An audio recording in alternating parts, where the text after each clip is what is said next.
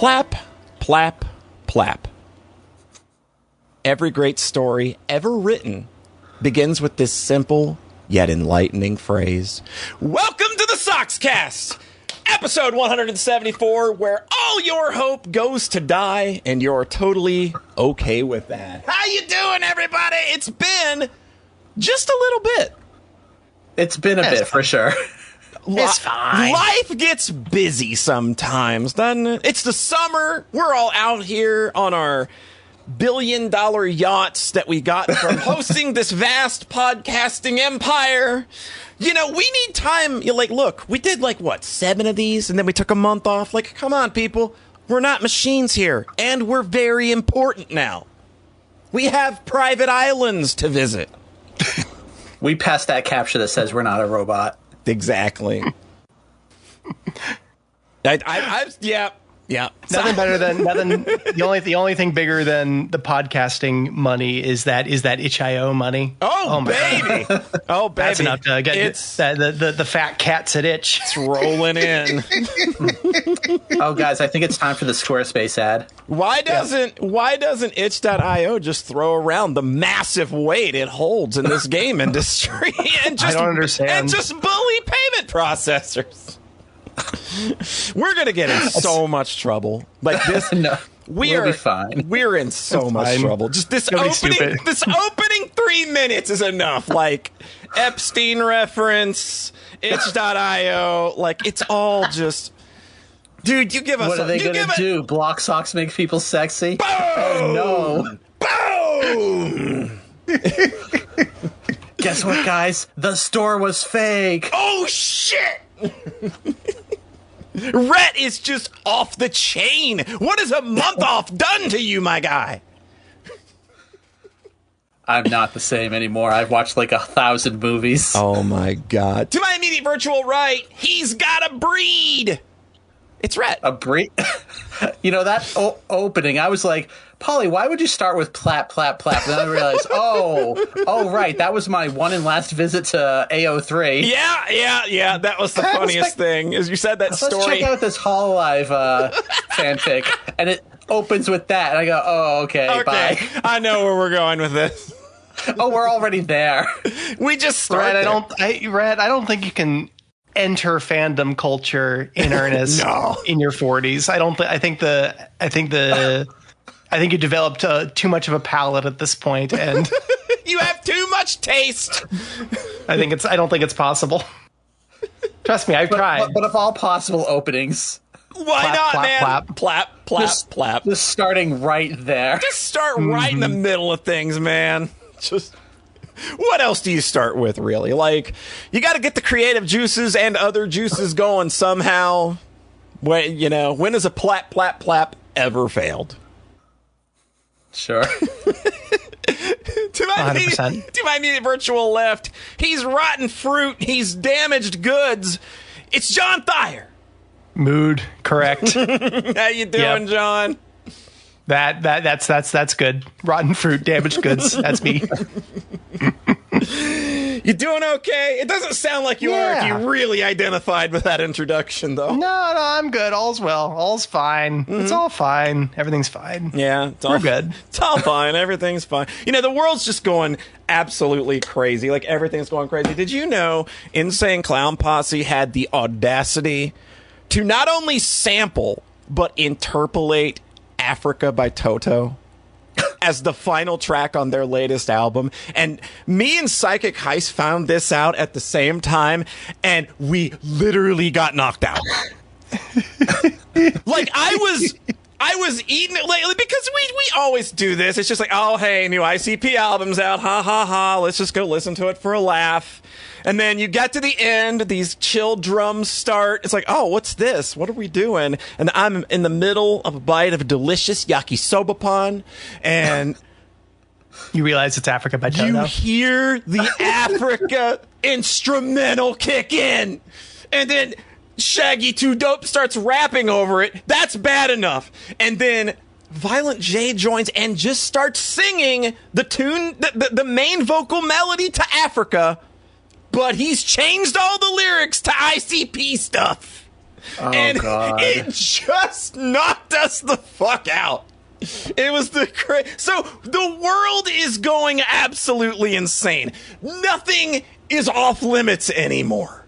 I don't know what to tell you, folks. We are 8 months into this year, and it feels like it's been 24 months somehow. Just So wait, is the idea that ICP is above Africa by Toto? No, or I just think you know what? Do what you want as an artist. I admire the fucking audacity to just swing for something like that when you are ICP, right?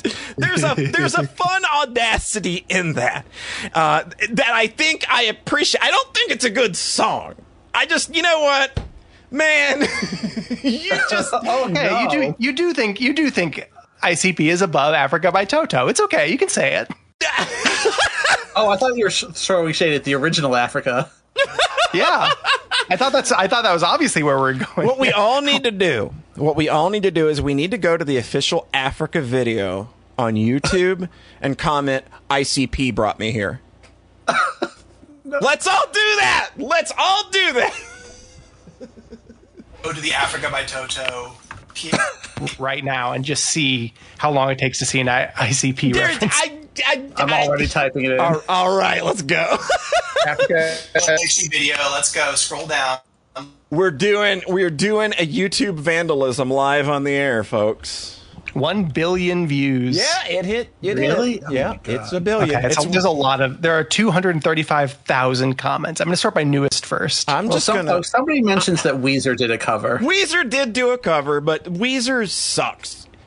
I mean, so does ICP, kind of, but well, all right, ICP. Okay, I don't actually see any ICP. I haven't seen a single ICP reference. All right. There's a lot of new comments, though. All right, there we go. That's what you have. That's what happens when you have a 1 billion view video. Yeah. I've done my due diligence as I said I would, and we should all follow in kind. So everybody, go to somebody. I actually do see a came from the new ICP song comment. There we go, baby. All right. Are you looking at the 12 years ago official HD video? Yes, with 1.1 billion views. Yeah, okay. I haven't seen Paul's yet. All right, maybe it's in moderation. I've done my part, and that's all I got to say about that. All right. Okay, and now we cut. I see it. I see Polly's ICP. So, who wants to talk about stuff? That's what you do on a podcast, right? Y'all can hash it out. I want to go last. All right. John, do you want to go? Sure. Right. Kick us off, John. Let's talk about stuff. Okay. I feel like, oh, man. I just finished Pokemon Odyssey this morning. Mm-hmm. So that's like very fresh in my brain. I'm just going to we can kind of just bang that one out. But I just picked this one up on a total whim where it was like, you know, when something gets dropped in front of you and you're like, this would take like 3 weeks to play and it would be completely not even something that was even remotely on my radar before. No one would ever expect it. It would be really funny if I got emotionally invested in this. For instance, last year I did that with Pokemon Mystery Dungeon. Oh, right. And it worked out quite nicely. That is exactly where I knew that this energy was coming from when I saw you diving into this. Like, okay, this is like a continuation of sorts, even though Mystery Dungeon isn't like a hack. Mm-hmm. For sure. This wasn't as good as Pokemon Mystery Dungeon. Nothing is. Nothing is as good as Pokemon Mystery Dungeon. But this is my first Pokemon fan game. I haven't played a lot of fan games outside of my Kaizo binge. I've been mostly like Kaizo Mario. I've mostly been outside, like watching friends get obsessed with, you know, like Mega Man ROM hacks or Doom WADs or other ROM hacks. Or Toho fan games. There's so many Toho fan games, of course. Oh God, it's a whole industry. HoloLive fan games, like the world is vast, and I've just mostly not touched it. I've played a handful of ROM hacks and fan games over the years, mostly the Kaizo Mario stuff. So this was my first. It is an Etrian Odyssey themed Pokemon ROM hack. And I just blasted through it. It went down real smooth. Yeah, I thought that this was going to take you like weeks from the way that from the scope of what it sounded like it was, because it was all. I mean, Etrian Odyssey, those games were kind of big. Well, part of it is that I turned off the battle animations real quick. Oh, good. And I did not catch Pokemon.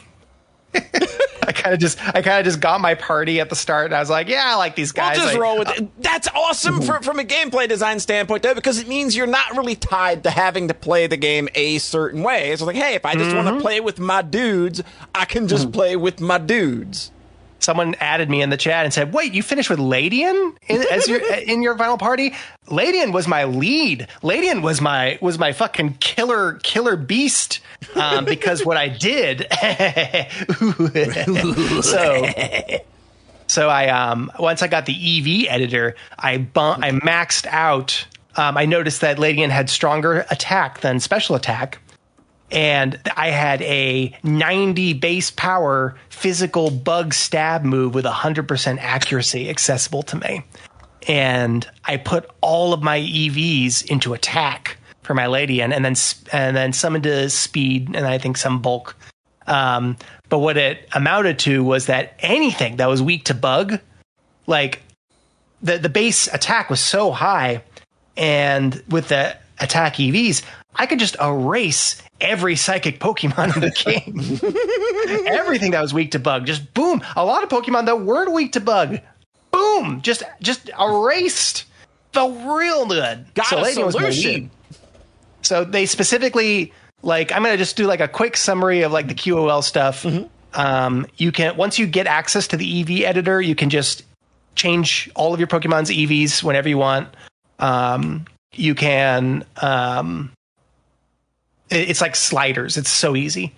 EVs are like the stat variants that in Pokemon, mainline Pokemon are extremely cumbersome to edit.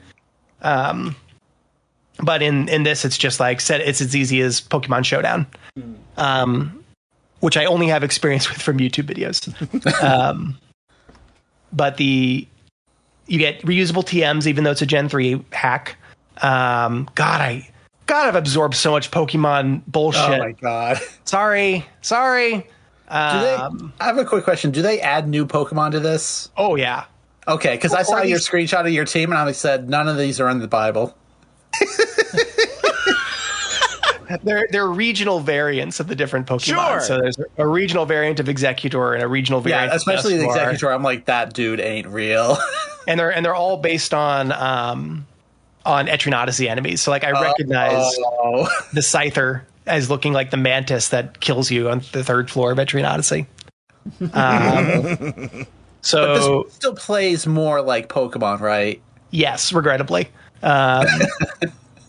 Basically, like for a little while, it was really hard, and then I did some more quests on the overworld, and I got the EV editor, and then I kind of figured it out. I figured out that the game just shows you the move is highlighted in green on the right side when it's going to be super effective, or red if it's going to be not effective. I like that. Like I really like that because the type chart is really cumbersome. Yeah, I think it's a fun system. Like when you have to uncover the data, like you kind of have to throw your stuff at it. But I'm okay if that's just something they surface from the get go. Like the Labyrinth of Toho games kind of all do that now, where it's just like you always know if something's going to be super effective or just like terrible.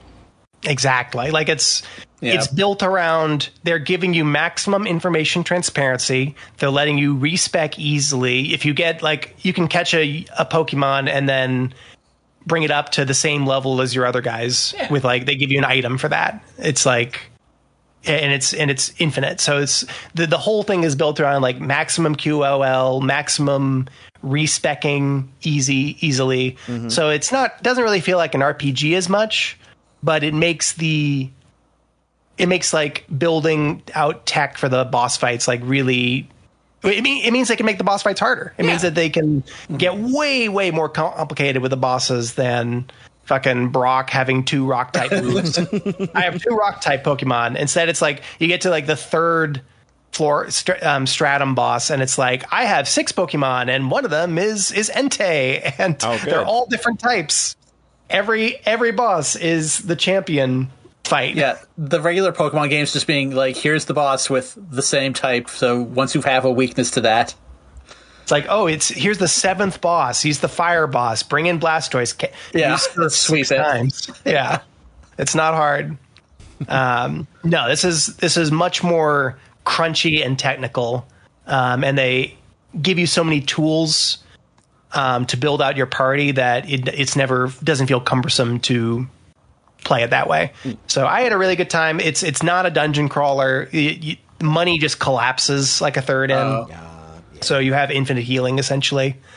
And beyond, but it felt I had to kind of figure it out, which was satisfying. Sure.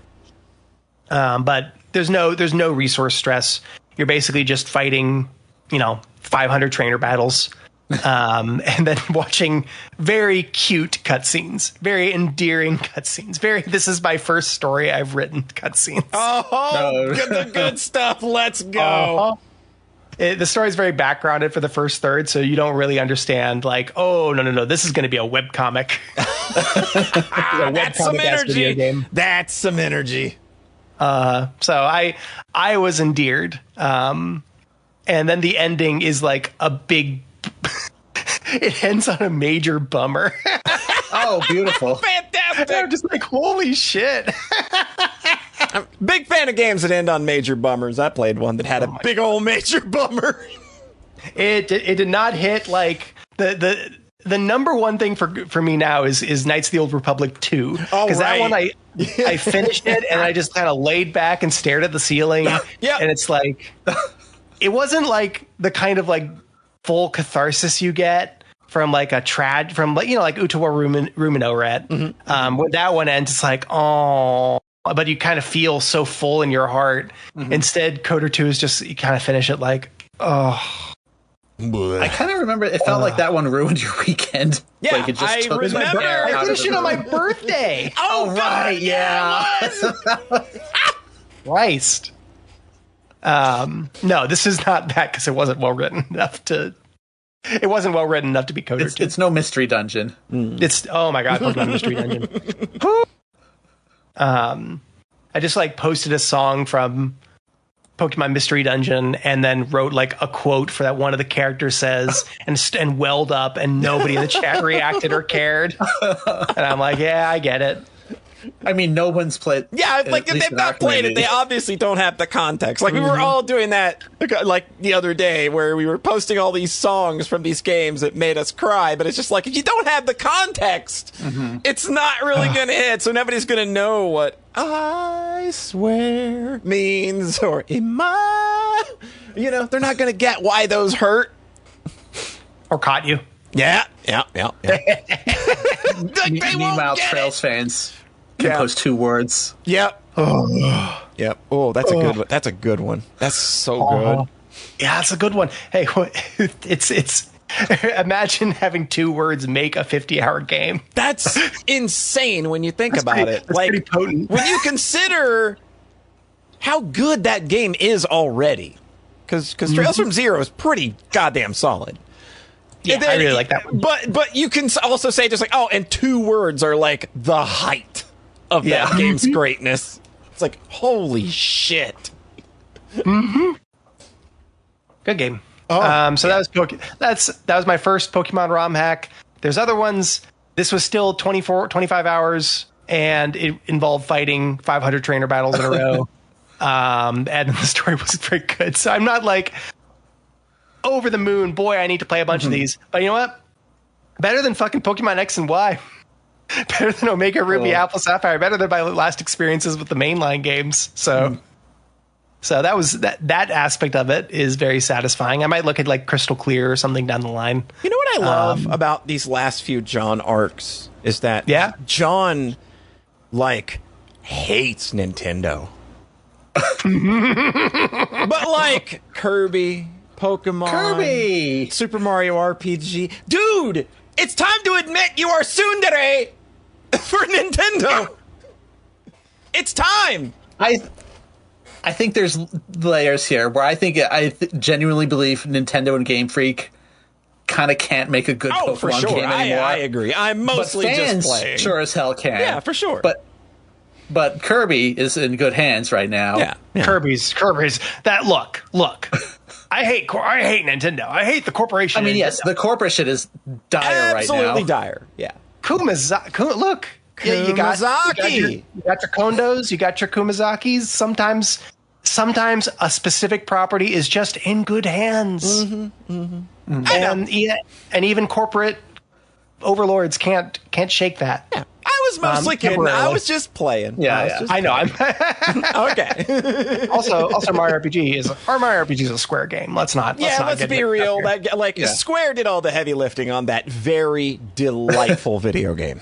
It's Mario RPG is like perfect. I finished that a little bit ago. It's like perfect. It's wonderful. It's a joy the whole time. It is one of the few games I would consider perfect. I think that game is just perfect. It's absolutely stunning, and it's probably like lower tier among like the real banger mid-90s Square games. Yeah, and it's the one they just like farted out. All right, we did Chrono Trigger, we did all these other games, we did Final Fantasy VI, we did Live Alive. We're just gonna fart out a Mario spin-off for Nintendo. Yeah.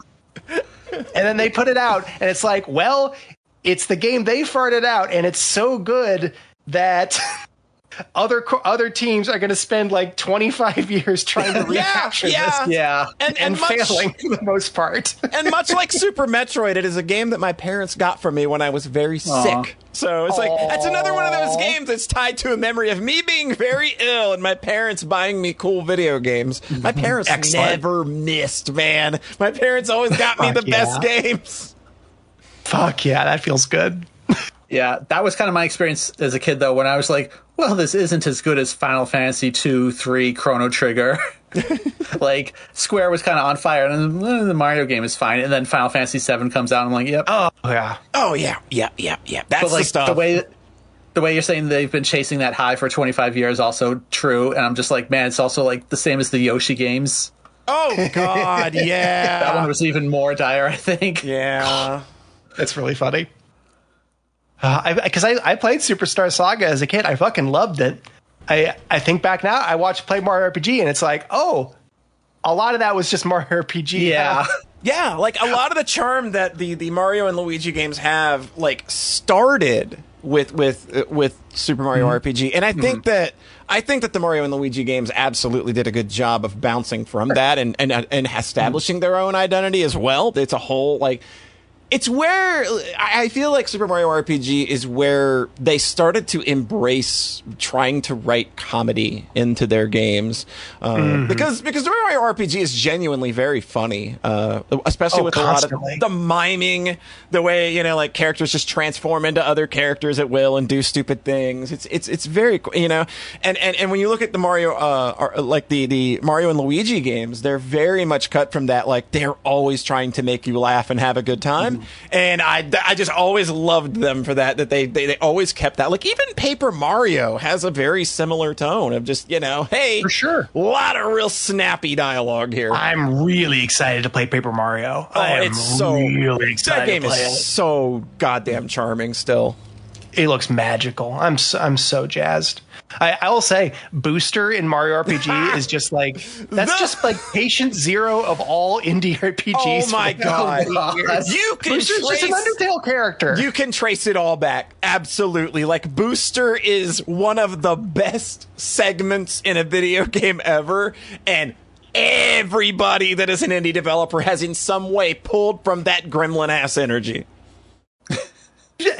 Try to do a papyrus or whatnot. That's just Booster. It's Boosters all the way down. You make a weird little freak. Yeah, and then he's just follows you through the dungeon. In these Mario and Luigi games, you got Fawful, who is very similarly unhinged. Mm-hmm. That is one thing Superstar Saga does, is that Cacaletta is a major presence in the whole game, whereas Smithy is deliberately in the background the whole game in Mario RPG. So that is one thing they do very differently. Yeah, I'll say Mario RPG Superstar Saga Final Dungeon is Bowser's Castle, where you fight the Koopalings, and then Mario RPG's Final Dungeon is a step past that with a bunch of horrible freaks you've never seen before. It's so good. good. It's so good.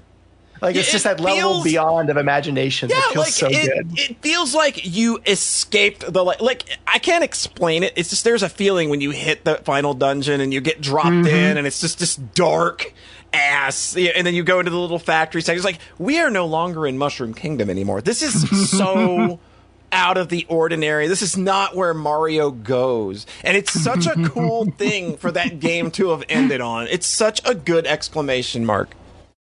A world of no dreams, only weapons. Yes! It's really funny because I'm like, I haven't seen, we still haven't met Smithy. And then I see how many, and I'm like, oh, I'm okay. Yeah, that's cool. And then they get to the final form. It's like, surprise! I was a horrible little freak all along, too!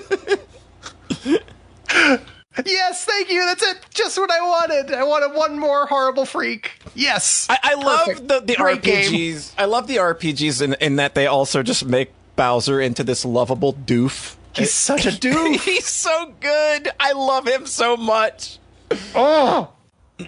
God, Gino's great. I get why people love Gino. I remember you shitting on Gino for years. Like, that can't be that great. I swear to God, I could remember you saying I don't remember that, but I completely believe it. Yeah, I could swear, like, people only like that game for Gino, and he doesn't even matter. It's like, or something. I remember, was it you? It might not have been you. I haven't played this game before, so. Okay, maybe it wasn't you. I just remember somebody going off in our community about... The only reason people say they like Gino is just because he's only been in Super Mario RPG. Nobody actually likes him as a character because he sucks and doesn't do anything anyway. Finale. Yeah, he like ties the whole story together. It's perfect. I tied that to you for some reason. Maybe that says more about me. Maybe that says more about. Maybe it says more about me. Jeez. Maybe that says more about the kind of friend I am. Yeah, right. I kind of vaguely think it was John as well. And you guys have to remember, though, there were like literally decades of people whining about him not being in Smash Brothers. Yeah, that was. If I was reacting to something, it was that. Maybe it was just that, being fed up with people yelling about Gino being in Smash. Maybe that's so funny. Maybe that's just where it came out somewhere. Who knows? Who knows? It's a mystery.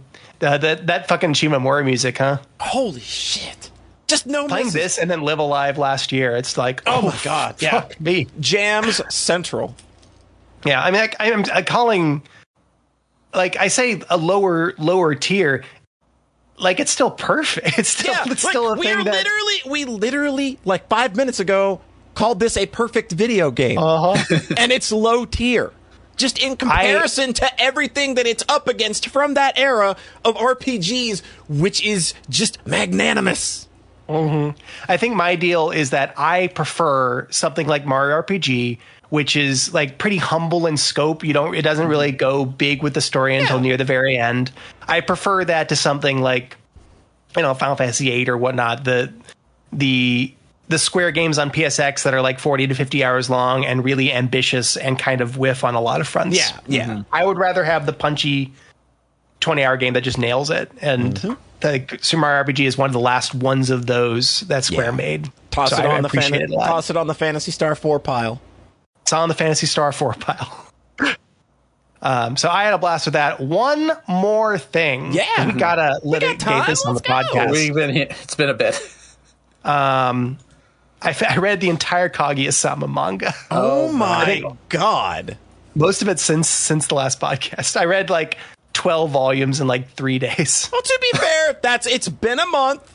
So I could read, like, I read most of Hoseki no Kuni in like a week. So, but like, oh my God. So this is one of those things where like both of you had heard offhand that it wasn't that after Kaguya-sama splits from the manga, it wasn't great. Yeah. So, of course, now I'm reading the manga. Don't poison my brain with that shit, because that means I was reading the back half of the manga like, what does fucking Mal think? Why doesn't Mal fucking like this? Fuck those idiots. It's in my head constantly. It's like, well, maybe Mal doesn't like this. Maybe Mal doesn't like this. Is this where the shoe's gonna drop? Is this where the shoe's gonna drop? Maybe is this where the shoe's gonna drop? Oh my God. I think that the back half of the manga is very in line dramatically with where the all the promises that the story made in the first half. I think that people got a little cooled on it because those story promises take the forefront over, the gags. Right. And it gets pretty fucking sappy by the end. I still cried like 4 times. And I have a heart of stone. Of course. Of course. If Rhete experienced this whole story, he'd be a fucking... We'd be calling 911. They should animate it. They should. If they do a good job with the best material here, I think they'll fucking wreck you. Like it's sappy, but it wasn't so sappy across the line for me where I stopped crying my eyes out because I really fucking love these characters. And these characters really love one another, so it makes it like there's a like I think that's the thing about Kaguya-sama I like a lot is that it is a gag show, but the emotional like realities of these characters, you still feel those, like they're there. There's a very deep, warm, sincere affection that's there the whole time, even when these characters are laughing because somebody said wiener 20 times. So fucking funny. Oh my god. I think I was like, wait, what's the name of our favorite character? Hayasaka. Of course. She gets perfect ending.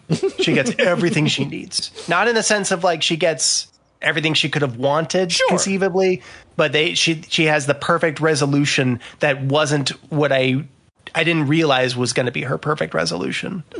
I love how they handle Hayasaka in the back half. Ishigami and what's her name? Miko? Get Exactly. a lot. What's her name?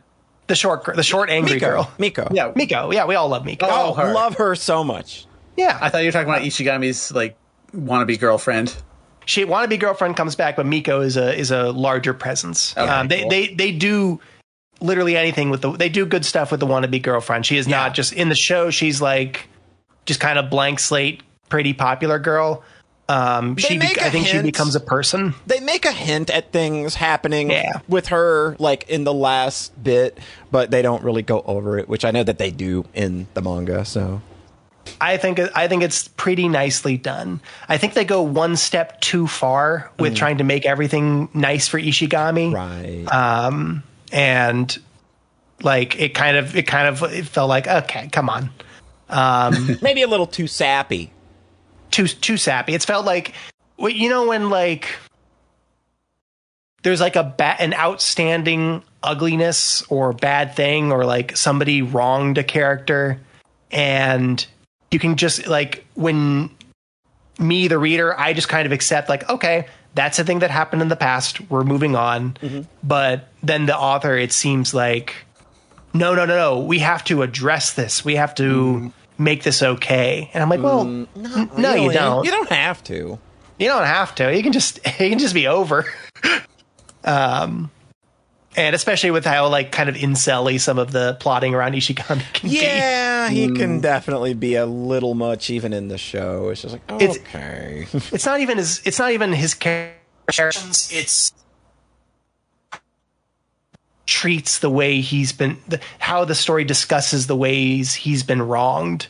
Right. I like him as a person. I like his character. Yeah.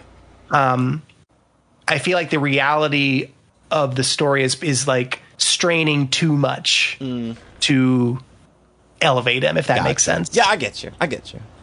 So I think that was my issue. So Ishigami gets a big forefront, and I think that also might be like pushes some other folks away. It's like they spend 6 or 7 volumes, the main 2 kind of go into the background, and we're resolving a lot of these other, like moving all these other character stories forward.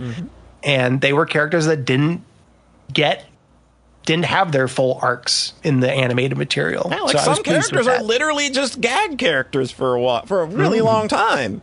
Oh my god, the girl who's like in the background crying about the couple. Yes, she's in the background for like 9 volumes, and then gets a name, and then slowly becomes one of the most important characters. It's great. That's kind of funny. It's wonderful. It's really good.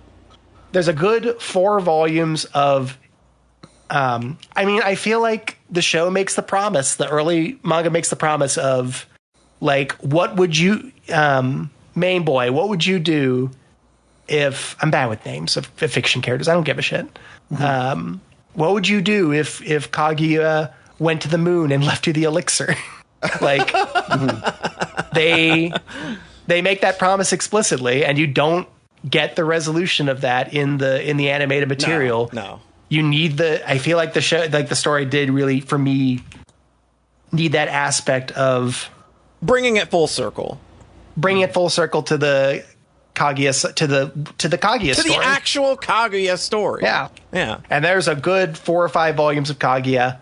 It's ultimately pretty sappy, maybe a little bit easy, but not too easy. It's okay. I was still really pleased with it, and I cried a lot.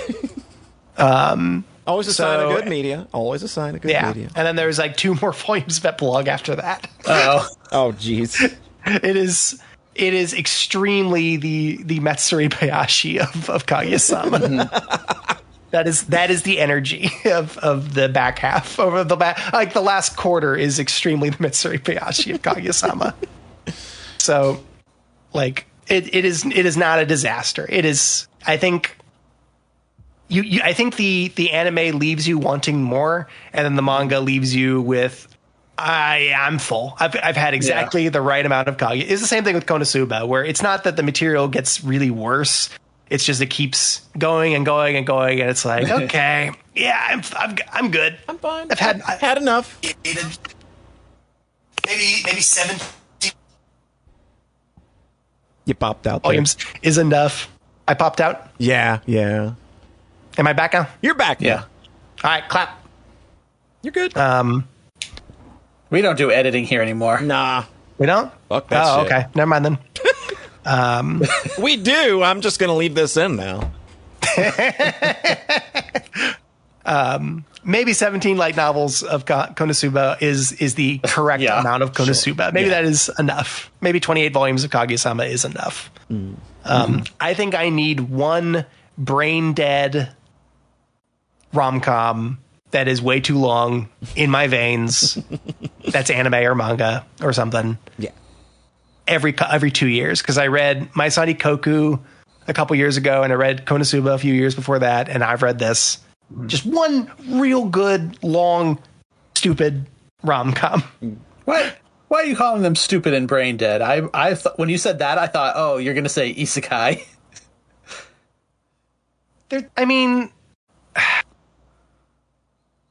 not denigrating them. I'm saying that they're light and fluffy. I need one light and fluffy rom-com that is way too long. Yeah. Every couple years.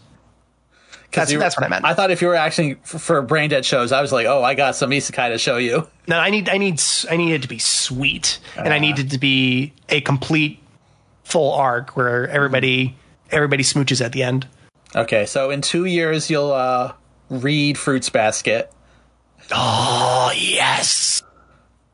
And that's exactly right, Rhete. That's what's going to be the next one, isn't it? That one's actually shoujo, right? Yeah. Good. And I'll just be like, you could have watched the anime. Yeah, the thing is, reading manga's faster. True.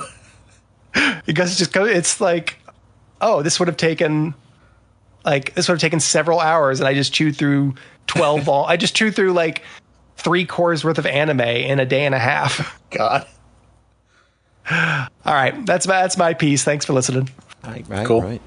Well then, Holly, what have you been up to? What have I been up to? Well, I happened to play the new the Somnium Files installment. Ooh. Oh boy, haven't heard much about this one. I played No Sleep for Kaname Date. This was announced like 2 months ago, just kind of out of nowhere. Just hey, there's a new game coming out, and it's kind of an experimental release, I think, because it's interesting. It's a cheaper, smaller scope kind of like side story that takes place between the first game and Nirvana Initiative. Because I mean, hey, like Date is an investigator, so you could have little one-off cases where it's just like, okay, in the 2 years between those two games, here's what he was doing. Imagine if this franchise just keeps going on for like 5 more games, and they keep and they keep doing it takes place between 1 and 2. I think that would be, you know what? Like, this is a series I think they could get away with being that stupid. Like, I think, like, if you look at the general tone. And also having written itself into weird corners multiple times already. Oh, God. And then just hand-waving them away. Like, oh, yeah, it's just this. The stupid, simple explanation that's just like, okay, you didn't really want to write about that, did you? So this game is again, it's a side game, so it's a cute little, like, I think it was like 15-ish hours or something. Oh, cute. It's really tight. But the game begins with Iris, who is the series' like mascot idol character. She gets abducted seemingly by aliens. That's what happens in the opening cutscenes. Flying saucers come in and just kidnap her because she was right all along. She was right all along. I love the way this game kind of leans into, oh, wait, Iris's dumb conspiracy theories. Okay, sure, they're real. Why not? And she gets abducted and she's forced to play a death game where she has to solve escape rooms. And her only communication with the outside is Kaname Date, our good smart boy who you want to have on your team. So we need you to solve the Sudoku. Dead. Oh, God, done. What's your porno mag trivia? Boom, I got you.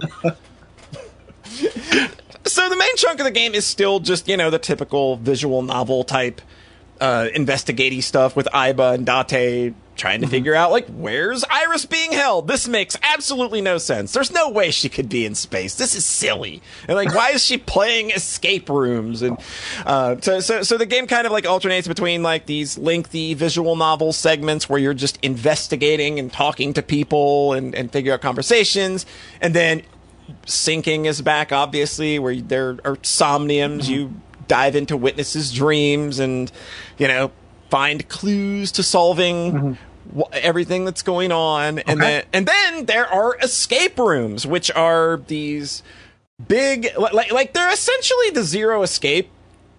They function very much like Zero Escape's escape rooms. Like, they're big, elaborate, environmental and, like, sometimes compartmentalized puzzles that you have to solve to move the story along, but you run around in a 3D space, so they make use of you having to be a lot more observant instead of just, like, having to, like, point and click on 2D background elements and stuff to find puzzles and clues. You've got to use the environment, like, look at things from different angles, or and they make a lot of really clever use of the environment, and I think they're kind of, like, the best part. I think all of the escape... That's awesome. Yeah, I think all the escape rooms were, like, really clever, and, like, I felt like a big brain for figuring them out. I don't know that they're, like, harder than some of the harder Zero escape rooms, but I think that, like, these being, like, big and elaborate and you just, like, running around in them and them having, like, a sense of place and the puzzles making these big parts of the environment change and the like, I think all of that's just really freaking cool. And the Somniums are back too, but they've really pared them down. They're very simplified this time. They're like, the Somnium dream worlds are where Nirvana Initiative and the original game just get to go crazy with just, like, dream logic and just things that make no sense, but you've got to kind of try to find a way everything fits together. And a lot of that's just kind of, like, pulled back here. And there's like 4 Somniums and 4 escape rooms, and it's just like, oh, the escape rooms are absolutely the best part of this gameplay equation. Excellent. Yeah, and I guess overall, I'm glad that stuff landed at least. Yeah, like that's the stuff that I was worried about, because I was just like, well, like, we're bringing back something that was not a part of this, and we're doing it in a way that, like, is a little non-traditional, and so, you know, having the 3D space and like how good are they going to signpost this stuff, but they also give you like a little pulse button that you can use like a certain number of times per escape room that'll like show you where all the interactables are, or show I see, that's cute. Yeah, it shows you little points of interest. It's something that I think like a lot of modern point and click games do now, is like if you hit tab, they'll like highlight everything that's interactable. So the game kind of like has a little function like that that'll show you all the interactables in a room if you're kind of stuck. And the hinting system is seemingly pretty good at knowing when you're stuck, and good at like kind of like, oh hey, giving you like a little nudge in the right direction if you kind of like try and aren't quite grasping what a puzzle's doing. So Appreciate that. Yeah, that stuff can be really dangerous when they just tell you the answer when you're still thinking, and you're like, oh, it's fuck off. I don't think that at any point the game ever just said, oh, it's this. Like, I'm pretty sure that if you play because there is a difficulty for the escape rooms and the somniums, you can play those on hard and get as few hints as possible. And like with the somniums, like the time restraints can be way harder. But failing that stuff is just like, oh, you just kind of repeat the thing you did, but make the optimal choices so you don't lose as much time. Like it's never really that big of a deal, because the conceit is always, you get 6 minutes in Somnium, and then you have to figure out everything in 6 minutes, but there's a lot of time dilation going on in ways that you can play with, like how the time works and everything. So, but again, there's very little consequence for failure. It's just, again, keeping the conceit alive and making that world still feel tangible, I guess. But yeah, the escape rooms, had a real good time with those. Like, those were just a real fun. Like the last one in particular was just like, oh, like I love what they're doing here. Like, I won't spoil what they do because it's a real cool way to have approached it. But just a lot of cool stuff going on there. That's awesome.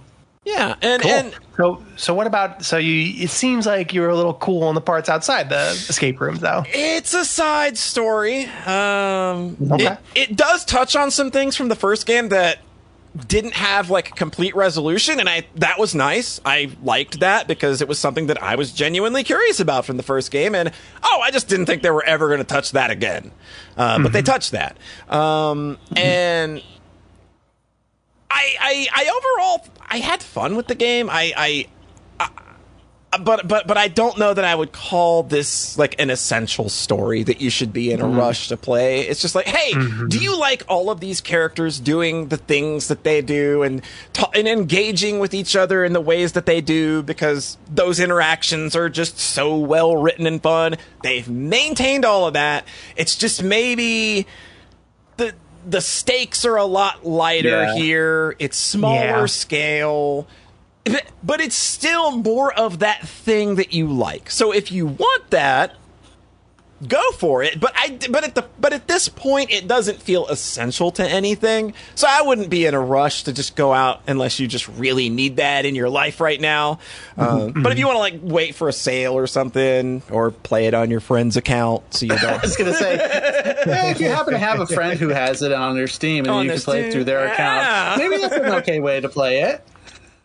Yeah, it kind of feels like not necessarily fan fiction, but like a fan disc thing where it's just an optional side story that's not going to progress the plot in any meaningful way. Yeah, especially being a midquel. Yeah, and there's like a cute new character that gets added. That's a new Somnium technician. She's really cool. I liked her a lot.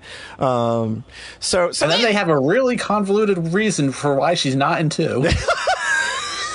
They really do. Oh no. So, the Somnium. This is such a weird series because it's so weird. Because Nirvana Initiative did this thing where they had to make absolutely sure they mentioned nothing that happened in that first game. Reference nothing. Pretend it doesn't exist, but all the relationships that have changed from that first game are still changed in the ways that they were in the first game.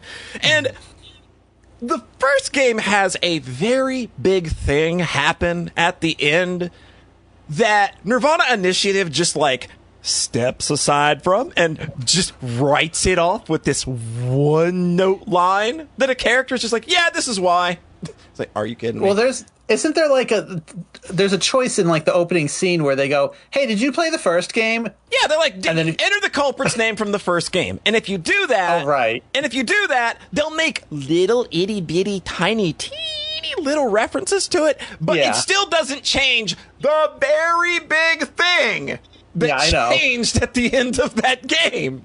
It was just so funny having the game be like, hey, did you play the first one? Like, I've never seen anything quite like the way they handled it. This one does it too, and I don't know why. Oh, really? Yeah, it does. I don't know why. It does. It asks the same question, and I don't know why. Oh, weird. It's like a running joke now. It's just so weird that second game was just like screaming and running away from that first game as much as it could, and I don't understand why. That's very strange. I probably don't have the context for why they No, might. you definitely don't. You don't. You don't. And the thing is, it's just like, I think the Somnium Files is just a good standalone video game on its own. I don't think you need to play Nirvana Initiative if you don't want. I don't think you need to play No Sleep for Konami Date if you don't want. Yeah. But that first game as a standalone piece of work, I think, is absolutely amazing. And then the ways that they run away from it in the second and third games are just like, it's just so weird, and I don't understand why they're like this with it. It feels like, what if they made sequels to Ghost Trick? Like, just in the way that first game was so self-contained. It really does feel like, here's what would happen if you made another Ghost Trick. And you have to like deal with the main character not being the main character. Yeah! Yeah, and all the weirdness that would come with. Yep. No, that's really funny. Yeah, just it's so weird, but I had a good time with this. I didn't hate it at all. It sounds good, not mind blowing. Yeah, it's not mind like it. Yeah, I spent a weekend with it, and it gave me all the ha he he's that I like what these characters say. They do go a little bit overboard. There is a joke that is very specific to the main character that comes up in the first game, gets a few uses. It's very cute. It's very funny. And then they overuse it in Nirvana Initiative. Oh, no. 1/4 through this game, they had already fucking ran it into the ground for me. It's like, dude, it's literally like, they can't go 20 sentences without somebody making the same joke about Date. It's like, oh my God. It's not that funny if you keep doing it. It was funny because it was weird and non sequitur in the first game. It was just the weirdest thing to happen out of nowhere. And then they just kind of made it a permanent part of Date's character that just they never stop with now. It's just so annoying. That can be really insufferable. It is. It does become an insufferable. Like by 1/4 through this game, I was like, please stop. By the halfway mark, I was just like, you're driving me crazy. By the by like the last fourth of the game, I was just literally skipping the dialogue because I didn't want to hear the jokes anymore. So fucking funny. I think I know. Is too. You know what it is. You've played the first game. You know the one thing they could take from that porno game. Mag? Yes. It's porno mag. It's not. It's porno mag. Okay. Okay, do you want to know what I thought it was? What did you think it was? His inability to remember this one character's name. They still do that. They still do. Yeah, that's a good bring gag. out the classic. That's a good gag. That is a really good gag. Okay, but I can see it being run into the ground easily. Sure, but they only do it like once or twice per game, and it's just like, oh, hey. Okay. This one, like, they really go with it, too. It's like a 7 or 8 minute gag. So they still kind of do run it into the ground. But in a good way. It's very charming the way it keeps going, because by this point, that character's just like, come on, you know the thing we do? And Date's just like, no, I really don't know what you're talking about. So yeah, like that's a fun little thing. It's interesting. I'll be interested in seeing if this, like, what this means for what they're trying to do in terms of like scope for their games. Because this feels like an experiment to see, like, can we make smaller games with less content that take only a year and a half to come out? Can we do that? Is that a thing? Like people 100, will like say? 100 Hedgehog line. is cheering for this game. Like 100 line mile, right? Yeah, there you go. He's just Just a nice little punchy one and done. Well, we take like 10 hours of assets and then we stretch. that shit then. So yeah, good video funny. game. I'll be interested in seeing like what they do from here. It sounds like this is not reviewing very well though. Oh, that's a bummer. So I'm not mean, sure. Sales, I would say, in their position, I would care more how it's selling. Sure, yeah, absolutely, and I don't know that that's doing so great either. If Steam DB just numbers really- are to be believed, Yeah. so I kind of forgot about it after you stopped talking about Yeah. it, like after one weekend. I'm like, oh no. yeah, that's fair. Like that's fair. It's like I said, a little one-off story that's just kind of hey, Yeah. it's there if you want it. So maybe you need the full-blown sequel to have more eyes on it for longer. Eyes, huh? Haha. The name of the series is Death because AI has changed dramatically Oh my in 6 God. years since. Yeah, this game's got a lot of AI stuff in it too. It's very much going in a. I won't spoil it. I'll just say there are some things they're saying about AI in this game that I think maybe Uchikoshi wasn't writing those parts. Oh no. I feel Uchikoshi tackling AI would have a very different tone, probably. Yeah, I don't think that's the direction they went here. I don't know. I know that he was a supervisor on this one. He didn't write it specifically, I don't believe. Yeah, he was busy writing 100 hours of yeah. 100 line. Oh boy. But yeah, that was my No Sleep for Kaname Date experience. I did finish an anime. I believe me and Rhete both did. Ooh. We finished the Uma Musume Cinderella Grey season 1. Yeah. Man, Uma Musume anime has kind of been on a real big tear lately with the movie and Road to the Top. We're not going to mention season 3. I will say, like, I mentioned, like, oh, there's the good ones and the bad ones. And I'm like, there are way more good ones, actually. There are, absolutely, yeah. Season 2, Road to the Top, the movie, and Cinderella Grey. Yeah. And Cinderella Grey is an adaptation of a manga that's been going on for a while. Very beloved. Like, the art for that manga is absolutely insane, too. Like, I don't know who the artist is for that manga, but it looks ridiculously good. And the anime kind of takes a lot of its stuff from that. So, but yeah, this one, it centers on Oguri Cap, who has been a kind of a background character in a lot of the show. She's always just kind of seen eating. That's her thing. That's her thing. Eat. And it's still her thing here. She still eats. She likes to eat. But she's got a very cute story where she grew up with kind of like a leg defect. And her mom like massaged her legs and knees while she was growing up, and like she couldn't walk as a child and everything. And then she grows up and it's just like, I need to run. It's like, and the reason I need to run is because I can do this. Like, it's just like there's this quiet thankfulness she has to just being able to exist in the way that she can, to run, to do the thing that she was born to do that wasn't able to do because she was born with a leg defect. And it's just like, and the tone for this series kind of starts way different. Sounds really, really sweet, Polly. It really sounds is. really nice. It really is. And then it also starts with a bullying arc. Yeah. Something they would never have in the main series because they're all like IP licensed horses. Yeah. But they kind of like, they got somebody to agree to something because Oguri Cap is a real horse. But yeah, this one starts as like, kind of like, these girls just bullying her because she came from a backwoods, nowhere. And which is funny because they're literally in the middle of nowhere. They are the hick. Yeah. They're the hick backwoods country bumpkins.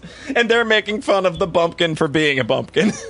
But yeah, it starts with a cute little bullying arc, but as one should, she worms her way into everybody's hearts because she just doesn't give a shit.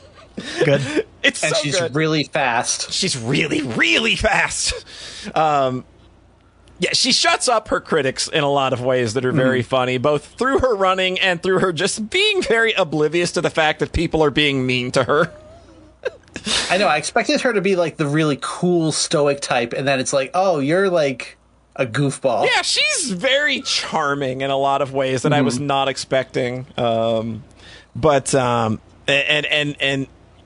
has kind of been the standard for this series now, they're just really good at writing very potent drama for these characters, and especially like when you get to the races. Even like it's so wild that the races are literally always the same thing. Like they're just running around a fucking track, dude. What can you do with that? How do you keep making that interesting? And then they keep doing it. But it goes real big and stupid at the end in ways that are very, very satisfying. Good. I think the last race of this season is probably my favorite race in the entire franchise thus far. It's like, so holy fuck. They go so all out on just the tension, the dramatic animation. There's like, this looks like Trigger shit, but I know that Trigger was not on this. They did the movie, which also has a lot of insane race moments. But this one is full on like Chuny horse with the flame in the eye. Oh my god! Like just lightning flying everywhere. Just, the lightning symbolism. Oh my god! It's so big and stupid and loud, but also emotionally engaging. You are there, man. You feel it. You were on the edge of your seat, and it's just like, and the storytelling, like their storytelling chops have gotten so good. Like they pull some things in the last few episodes where that just kind of left me like, how did you do that? How did you get me? How did you do that? So yeah, man, that was like just the first season. There is another season that's starting in October. I don't know that even season 2 is going to wrap it up, because I know that the manga literally just got announced to be going into its final arc, starting like this month. Sounds like it won't then, because the manga's been going since 2020. Yeah, so yeah, this is like, I think the longest running like sub property of Uma Musume. Almost certainly. When was the first season of the anime? 2017. Oh, so this didn't predate that. Okay, So like 3 years ago, right? Yeah. Hasn't been going that long. Nah. God, it hurts This every is created time. by Psy Games. This is the fucking Grand Blue Grand people. Blue. Grand Blue. This So is the funny. Grand Blue people. They got their own animation studio, and they're like some of the best doing it now. Like, I need to watch Apocalypse Hotel just because it looks insane. Forgot that was them. Yeah, that was them. They did Princess Connect season 2, and Yep. it looks insane. Like, this is an animation studio that's got its chops. Like, so like when they're That's so cool. so when they're animating these like big horse races, and they go into these like, you know, make the last corner last for 5 minutes. With I was gonna say, like, it's very shonen timing, where like the last 2 episodes of this, like the last straightaway is like 3 10 hours minutes long. So good. It's so good. No fucking choice. They just relish in it. They live in it, and again, you have to admire like the love for horse racing that team has, because that's the reason this shit is getting the respect it's getting, like in the way that they're animating it, because they're just horse racing nerds. They're just little goblins that love that shit, and like that's why it's so good, is because there's Fucking that much, awesome. yeah, like when there's that much passion behind it. I think that there's something that just kind of shines through, even if maybe it's not like, even if it's not something you like. I think that it's easy to kind of just be like, I can admire that from the outside, just because that's crazy, That kind of enthusiasm. yeah, like that enthusiasm, and like living your enthusiasm, because people don't get to do that anymore because it's cringe, right? I would say this series definitely feels like people embracing the cringe and not giving a fuck anymore. God, this series in particular has absolutely embraced its cringe in a way that just like, you know, Like I think from the fan perspective as well, is like, I don't care how goofy this looks, I'm having fun. Yep. Like when you have like people in the US sending Japanese retired horse racers, Japanese retired racing horses, tons of grass, so that the goddamn farm will not have to buy grass for 2 years. You know what? Maybe the internet's good sometimes. Yeah. I know the respect for the real horses is also really sweet. Yeah, like I think that like it's an ugly industry. It always will be. But I think that there's something there where there's a genuine wholesomeness to the way that people try to, show affection to these actual horses. Yeah. I'm not particularly I'm not compelled by the way that nerds will point out all the ways that like certain interests are unethical or the industries are ugly, and then kind of glaze over the ways that their special nerd interests are like ugly or exploitative. Sure. Like people, so that's the vibe I get when people try to gotcha about like you realize horse racing is evil, right? And it's like it's sports, of course it is. Yeah, like that's like all sports. Lots of people still like sports. Yeah, you can't just throw all sports people that like sports in the trash. Yeah, like it just is what it is, man. And I think that like Uma Musume as a whole feels like this.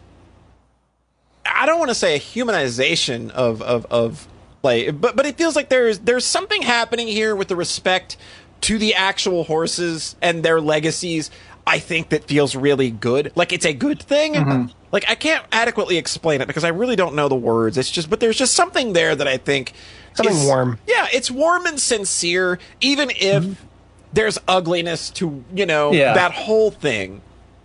I think that there's still like a spot of brightness in that people have come at this thing from such a positive angle. We're just like what can we do to make these retired horses' lives better? They did the same thing with Nice Nature before he died. It's just a very interesting thing. It's a weird phenomenon. Cinderella Grey is awesome. Just watch it. You don't even have to have watched any of the other. Like that's a good thing about Uma Musume is you can kind of just jump in wherever. All of it.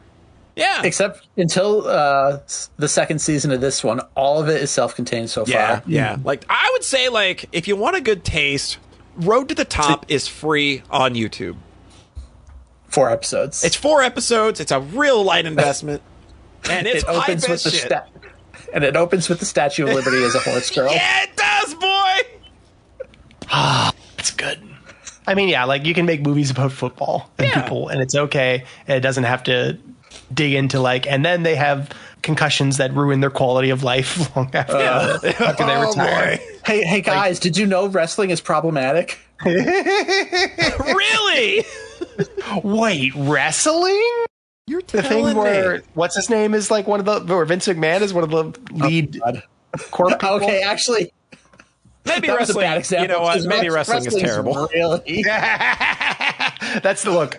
We have a whole channel for wrestling on the Discord because we have so many wrestling nerds in our server. I'm sure that there's a Vince McMahon of horse racing. I don't doubt it. Yeah, but I don't think that doesn't make all horse racing bad. Like I know people. Even if it should be wiped from the earth. I literally know somebody that just because of this stupid series, they're going to the Breeders' Cup in California in the 1st of November. They're going to go watch the Breeders' Cup, and it's just like, you know what, man? That's like getting people out, doing things, getting away from your damn phone and computer for a bit. I can respect that. No, Polly, the only good thing to do is to stay on your phone and yell at Itch. And yell at Itch. I knew that turn was coming. Yell at people for liking horse girls. I've gone horse racing twice with the company because they were just like, all right, we're going to have a company outing to the horse track. Things tech companies do. Yeah. And I was just like, oh shit, I'm getting free food and booze out, and it's a nice day, and I'm outside. Oh, this is nice. Same with baseball. The couple times I've gone, I'm like, oh, snacks and alcohol while sitting outside and watching a gently stimulating activity. This is great. That's what fishing is, too. Where's the bad here?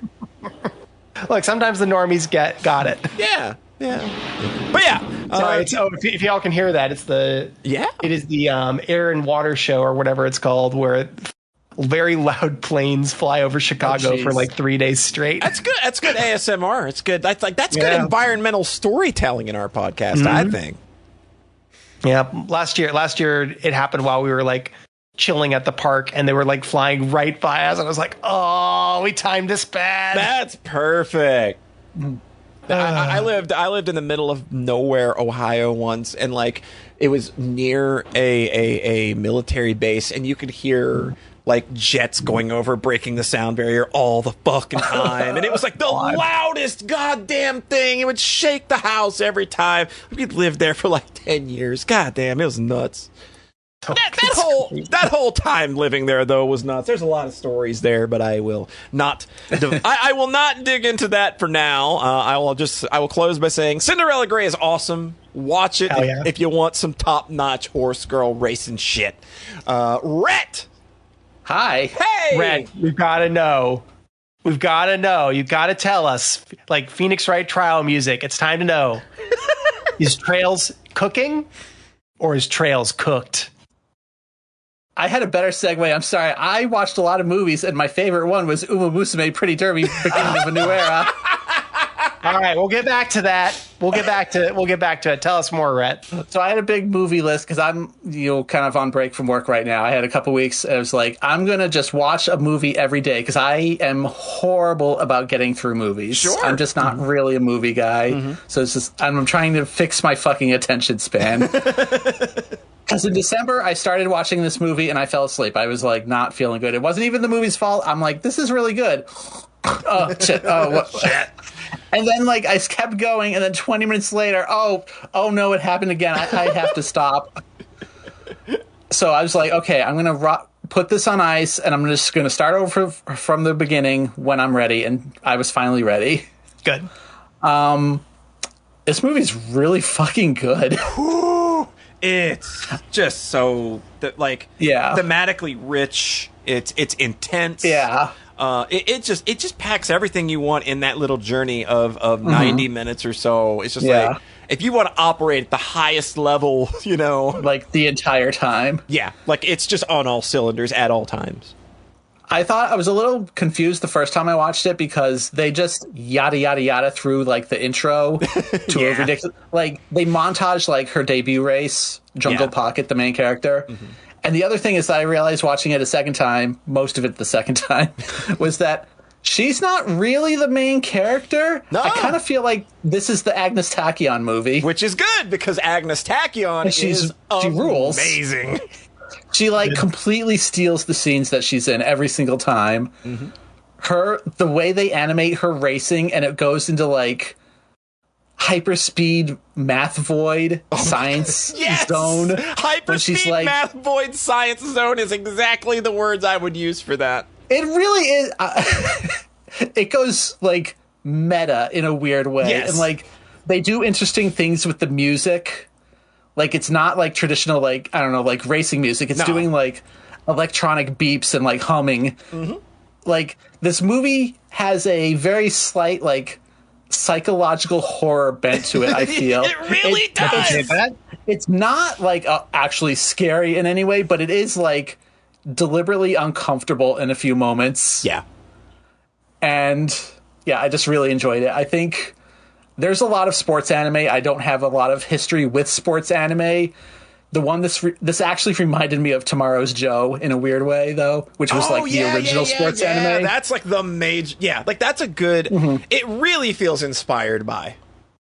Because that is a series that is also very much about having the main character and chasing after his rival like desperately, and then reaching a point where no, you're never going to surpass them, and having to move on from that. And it's heartbreaking. Oh, it's such good character. Like it's such good character work. Yeah. It's just like you have this thing to strive for, and it's snatched from you because you will just just out of reach forever. Yeah, just it's so good, and they work with that character so well in that headspace.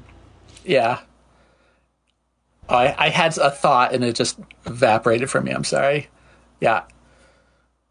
I had a really good time with the movie. I think the last like 4 minutes of the movie were weird because they do the thing and it's very big and cathartic. And I thought it was going to have like a few more conversations between the characters. And then it just jumps to like, this didn't actually happen like Idol concert with like 4 of the main characters. I'm just like, oh. Oh, okay. You had to get just that. out of nowhere. You just Like, kind of had to get that in. Like, 2 of you characters really didn't do anything in this movie. You weren't in the final race. Why is this here? Why are you in the victory concert? Yeah, that was really weird. But up until that point, like 10 out of 10, well, maybe not 10, but I saw like 9.5. Yeah. Like, I really liked it. Yeah. Oh, that's the thought I had, is that Jungle Pocket in the first like third of this movie is suffering so bad from main character syndrome. Where she's just like, you're my rival. I'm going to beat you next time. And Agnes is like, what's your name again? So good. She's also just kind of a dick. She has a chip on her shoulder. Rude. She's like, welcome all the losers. Like, I'm here today. You can go home if you want. Yeah. There's a lot of very overconfident horses in this It's one, like- because the TM Opera O as well, Oh being my like, God, she's so much. you were all here to witness my domination and be in my, like, I am the supreme overlord. Yeah, be trampled in the wake of my victory. Like, She's so much. yeah, she's great. This movie's really good. It's very funny that of all the movies I watched, I was like, oh no, this was my favorite. Oh no! Okay, I also played a video game. Okay. Oh my God, my mouth is already dry. It's been 5 minutes. I don't talk, especially after 2 weeks of. Oh God, yeah, I can being imagine. alone. You just kind of being Holy alone shit. for 2 weeks. You're just not. Yeah, man. Hydrate. Okay, do I have? I played The Legend of Heroes Trails Through Daybreak 2. Hey, John, do your line again. Do your line again. All right. Look, I get why you need to talk about something. That was a good one. Is Trails cooking or is Trails cooked? Oh God! If I truly have to pick between those two, it's a little cooked. Oh, you're the last holdout, Rhete. Oh, Tom and Iffy are the last holdouts. yeah, they're the devout. I didn't dislike this game, though. So this is a little awkward Sure. because we took last year off from the podcast. Yeah. I played that game.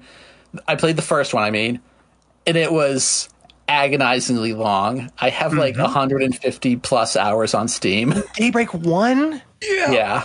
Why? Daybreak 1 is just How much of that was 'Cause- you just tabbing away to watch VTuber stuff, though? even a lot of it. Like, I don't actually, Okay. I mean, but I think the how long to beat is still like way longer for 105, 110? okay. Yeah. It's like Persona length. Yeah, it is. It really The is. sequel is definitely shorter, but we'll get to that. But these games have been chasing Persona for a while, too. Let's be honest. That's true. I know. God Well, in heaven. they dropped all the social link and Oh, good. Thank lot God. of stuff from- Cold Steel was the most obvious with Persona. Me too. Me too. And then Tokyo Xanadu. Me too. Oh, I haven't played that one. It's good. It's fun. But yeah, that one went even more with like, hey, modern setting. Me too. Persona. School? Days? Calendar? Obviously, all things that Persona invented. I mean, Persona 5 invented all that. Yeah. Okay, so I Persona 5 played. didn't invent those, but you know why they were doing it. True. so- Yeah, it's really obvious in Cold Steel. So Trails Through Daybreak 1 was fine. It was just so long. Like, sometimes a game hits the point, wink, wink, 100 line, where all I can think about it is that holy fucking shit, this is so long. And just trying to muscle through to the end at some point. Like, the longer it goes on, like, all good points start to kind of fade away, where it just becomes about the length in my head. So Daybreak 1 was like a deliberate snub on my Game of the Year list. We did not talk about it at all. It's very much like my Cold Steel 2 experience after it ended for the second time. And then it needed to end for a third time. That's like the best one, though. What are you talking about? Do we disagree on Cold Steel 2? Man. That was the funniest weekend ever of me being like, oh, I'm going to beat it on Friday. I'm going to beat it on Saturday. I'm not beating it on Sunday. Glorious. Yeah, that one did wrap up for a while. But like Daybreak 1 is like a series of 6 like character and like location chapters that are each like 15 hours long. And then there's also like you go back to the main city in between each one, and that's like another 5 hours every time. It's just the most like expressive and long-winded Trails game they've ever made. Whew. So anyways, Daybreak 2, they delayed the sequel to this, which was my like, oh my God, because I couldn't take this game in February when it came out. I was just like, I have to accept that I'm not going to be caught up on Trails. And then they were like, by the way, Horizon comes out in the fall. And I'm just like, I just have to accept that I'm not caught up on Trails anymore. And then they delayed that one. I'm like, okay, there's a small window in the summer where I think I could push through Daybreak 2 and then have enough time before Horizon comes out next year to not be exhausted by then. And I will say, this game, I think the thing I heard about it is that the development was a little rushed because they kind of took people off it to finish up Ys 10. Yep. So the pacing in this game is wild because the first couple chapters are really short. Like, there will be like one side quest and one main event. And then when you rock up to that one main event flag, it's like, all side quests will be canceled. I'm just like, is this the end of the chapter already? What's going on? Like, that is crazy. But it's also like, this game has a lot of chapters that are very short. So it's obviously, I think it's a very good thing that they're short, because it starts with like prologue chapter, overture chapter, chapter 1A, chapter 1B, chapter 2A, chapter 2B. Oh, jeez. So there's a lot right up front where it's like, okay, it's fine that these are probably like less than 5 hours long, because it would have, been too much if you were taking forever to do every little thing. Yeah. But it did feel like the world building was suffering a bit, but I'm like, it's fine. That's what the previous game was. Not every game needs to be the 130-hour epic. The combat is still the mix of real-time and turn-based from the previous one. I think they make the real-time part a little more interesting now, because you can cast like a basic tech or an arts from the real-time combat as well. So you have, normal combos, heavy attack, and an art. Okay. And I don't know, it just feels a bit better to play, like, dodge rolls, and like if you time a dodge perfectly, you can switch to another character and have them jump in and do a counterattack, and then you're playing as them, so you're switching characters a lot more. It feels a little bit better to play. It's not like Ys or anything, though. It still has a bit of that stiffness that you wouldn't expect from the company that also makes Ys. This is not the focal point. Like, this is here to facilitate you starting battles with a better advantage.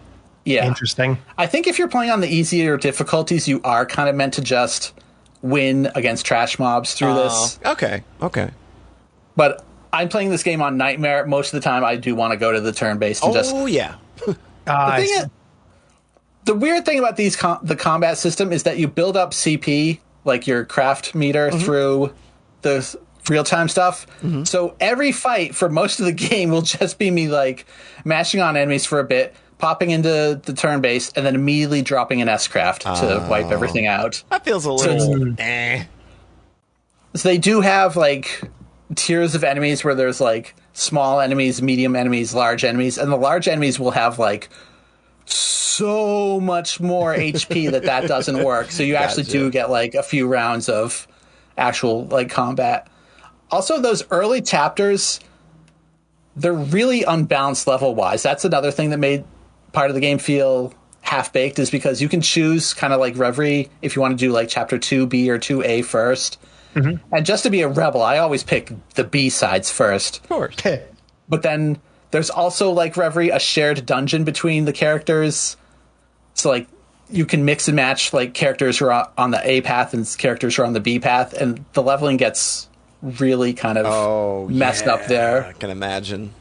So, like, when I did chapter 2A, I was, like, 5 levels ahead of every enemy the entire time. Oh, no. So it's just, like, there were multiple times in this game where I was so out-leveled for the dungeons, even towards the end of the game, where it's like, why am I going to fight these enemies that are like 3 levels below me? They don't give any experience at this point. Yeah. Because then when you fight something a little bit above you, it's like, oh, you gain 2 levels, like thousands of experience. Like, it's very trailsy, like, you know. The curve. The curve is there. The curve is still very aggressive.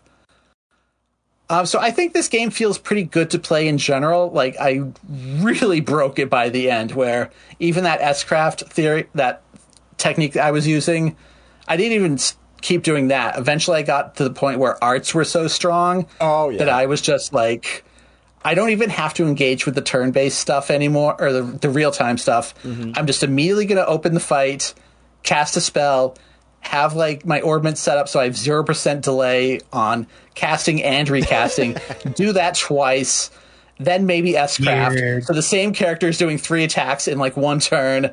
I've done 100,000 damage. Even the large enemies are fucking dead at this point. But that was like after I'd already beaten the game. Like, there's the whole post-game dungeon that goes on for a few hours. I was just like mopping the floor with it aggressively. I mean, this feels kind of like in-game Modern Trails anyway. I feel like ever since the Crossbell games, once you get to the end of the game, if you're not just like wiping the floor with trash mobs and winning fights in like 1 or 2 turns, like you ain't doing it right. It's just very funny when they get to the point of like they given you the real good shit finally after the end of the game, where it's like, oh, I have 2 different 40% off casting spells things and a 20% one. That all stacks. All magic is now free. Did they ever find a way to counter evasion tanks? Yeah, evasion doesn't seem as good anymore. I did have a character with over 100% evasion, and they were still getting hit. Okay, it probably factors like 50% of that number now or something to just make it not at... Because that, like, evasion tanks have been stupid since the Crossbow games, too.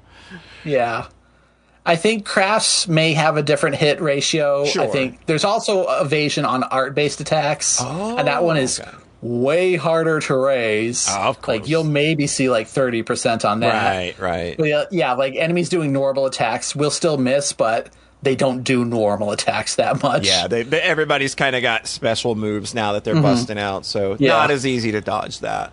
Yeah, evasion tank. I tried and it wasn't as broken, but it was still like handy. That's cool. It's just like it's one of those things where it's just like it's cheesy in a way, but it's like, if it's there, I'm just gonna fucking do it. Oh, it was so stupid. I think it still worked up to Reverie, where it's just like, okay. Yeah, it works very much in Reverie. I had 2 evasion tanks in Reverie. That one.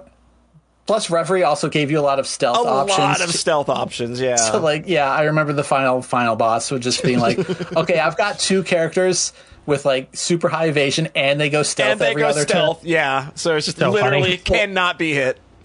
Yeah, is time stuff really good? Can you like knock a boss out of attacking for turn after turn after turn? Like, or delay? Is that like still? Delay is still a thing. I have to imagine. Yeah, it also feels pretty nerfed. Yeah, okay. That's like I never really particularly noticed. Like, all of those systems are very good, but they're also very powerful, and they never really got good at balancing around your overpowered stuff, other than just like Cold Steel. Like, everybody would just have an overpower mode they go into at like certain thresholds of their HP bar, where they get like 10-20% health back and a buff, so you can't do that for a while. And then that was just like every boss from Cold Steel 2 on. Yeah, there's some really hard, because I was playing on Nightmare, there's some really hard fights towards the start of this game where it's like, oh, this boss, when they're at like 20% HP, they just get like a whole bunch of HP back when they go berserk mode, and they seem to keep doing that. And I'm fighting like 5 at once. So like trying to do AoEs to take the whole group down at once really backfires when they all go berserk and heal at the same time. That's a big bummer. Yeah, so I did have fun. There's actually a point where I felt like I'm actually a little stuck, because the first time you go into like the Reverie corridor equivalent, you're in like the VR mode, and it's like you can't leave, and there's no healing spots either. And the boss is real hard at the end, so I like fought and lost and went back to the save. I'm like, okay, we're gonna turn this down to normal.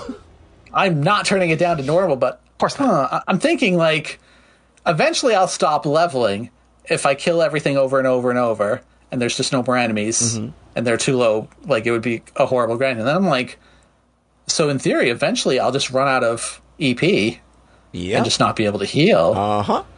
Oh, that's very curious. So go back to the boss, win by the skin of my teeth. Like, damn, that was a little scary, Trails. You've never done that to me before. You accidentally have no way out, like 3 hours into the game, because it's this one specific like tutorial section that they just didn't think needs a safety net. Interesting. But again, that was one time. Like all these games, they start kind of hard and they get easier as you go. Yeah. But so I think gameplay wise, this was fine. Pacing wise, it was pretty good. It was like 30 hours shorter than the previous one, which makes a huge difference because you feel like the last chapter in the last one is so ridiculously overdone. Oh, I also think this game does a really good job of breaking out of the formulaic way that Trails games are written. Okay. Because Cold Steel especially was like 3, I think Cold Steel 2, 3, and 4 all have like a way they structure chapters that they will do like 4 times in a row. Yeah. Like in Cold Steel 2, the way every chapter has to end with a way for Rhete to use his special power for the boss fight. The way in like 3, all those early chapters will end with the villains kind of winning, and then a hero will appear on a cliff and jump down to save you. And they just do it like 3 or 4 times per game. Yeah. Oh my god. Like Cold Steel 4 also, like the first like 3 chapters are just like, oh, we're just going to do that like 2 more times, huh? Like they just have rhythms that they fall into. And this one does dramatically avoid that. That's right. I couldn't predict where it was going to go at any real given moment, especially because some of those early chapters are so short where it's like they don't have time to really zag on you that much. Yeah. There's a new kind of story mechanic in this one that I don't want to spoil, and it's really interesting at first, and then by the end I did feel like it's a real good way to write themselves out of all stakes and consequences. Oh, no. Like, okay, this is where things are going to go a little negative. So gameplay-wise, it's fine. I think the story is where it really lost me. Like, the characters are still great. The story, especially when you hit Chapter 3, I'm sorry, iffy. I'm a hater on this one. This is a constant thing that I've heard about this game, actually. Chapter 3 is the one really long one, and it's actually like 6 mini chapters in one. Like, they straight up have like Act 1, Act 2. Or, oh, geez. Or like Homestuck Act A. pacing. I know.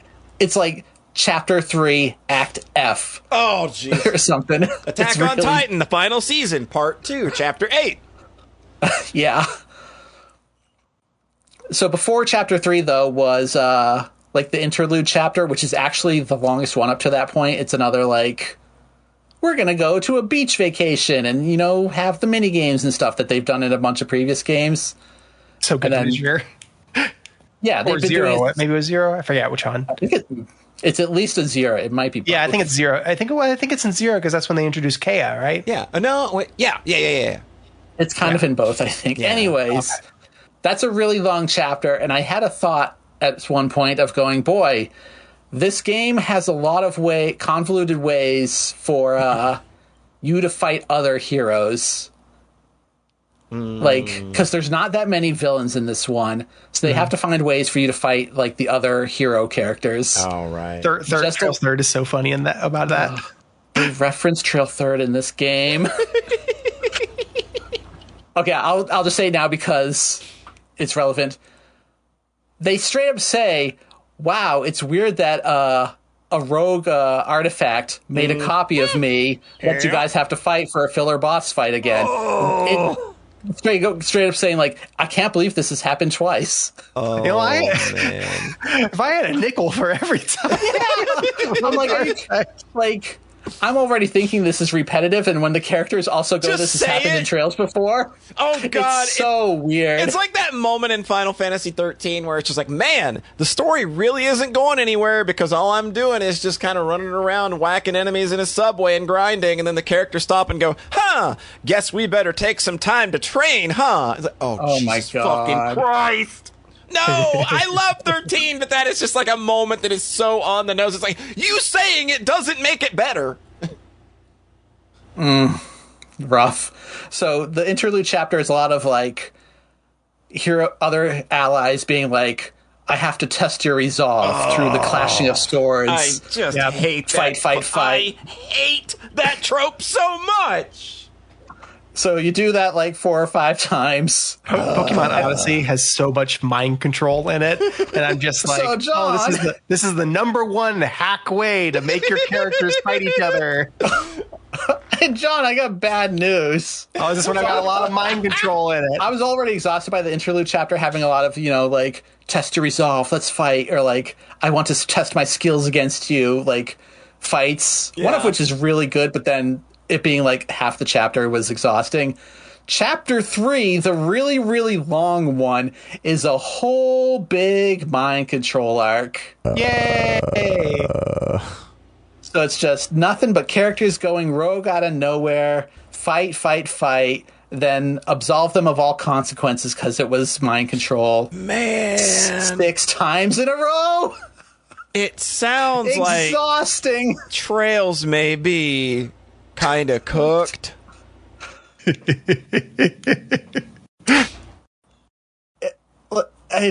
I couldn't believe some of the audacity, some of the things they pull. I thought it, for the most part, I do think the game pulled up from that towards the end. Like the final chapter is great. The last boss is excellent. Good. But also it was excellent mechanically. Right.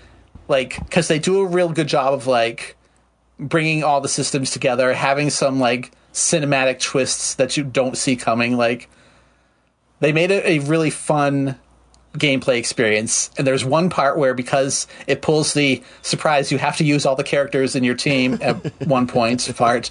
I had characters that I hadn't equipped in like a good 20 levels, none of which had a heal on them or a decent heal. So I had to do this one phase like 3 times, and I'm just like, I can't win this. I'm cooked here. And then finally I'm like, wait, 2 of these, they don't have heals, but they do have barriers. Like they changed the way Earthguard works to where it's not just a set 1 or 2 hits now. Yeah, it's just like bonus HP on top of. Oh, okay. Yeah, I see. That's smart. It's more how a lot of games do it. Mm-hmm. So like these characters, they can't heal, but they can use a craft to start with like a bonus 4,000 HP or whatever. And they can do that a couple times because I'm starting this fight with 100 CP on everyone. So like I'm just bearing up like multiple times, trying to have the main character do a little bit of damage.